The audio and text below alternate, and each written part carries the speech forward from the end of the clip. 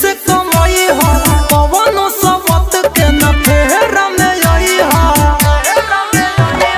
जाता रत जाए पिया ठीक से कमाई हो पवन सबत के न फेरा में आई हो आवा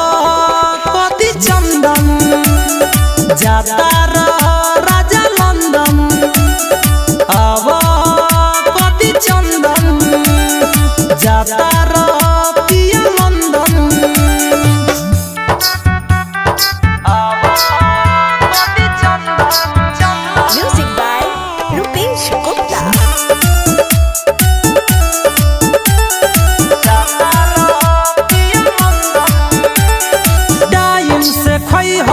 टाइम से सुती हो तू राजा मोटाई के परती परल रही धरती जवन करी हो तू राजा जुताई के अरे टाइम से खई हो या टाइम से सुती हो तू राजा मोटाई के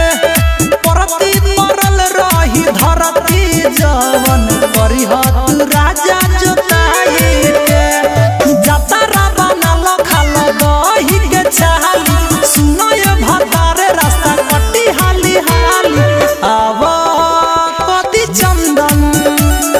जाता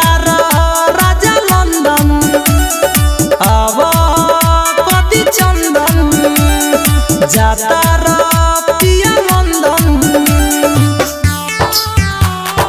आवा कति चंदन जाता पिया London. Perfect recording studio Motihari. जल्दी से यही हो ना देरी लगाई हो अंगुड़ी पगी न बदी न हो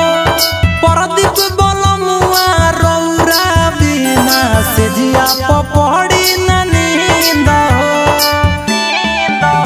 अरे जल्दी से यही हो ना देरी लगाई हो अंगुड़ी पगी न बदी न हो परदीप बलमुआ रौरा बिना से जिया पपड़ी न नींद हो याद आई प्यार तोहर सुना हर दम के साथवा में ले ले जई हर सूरज सीतम के आवा कति चंदन जाता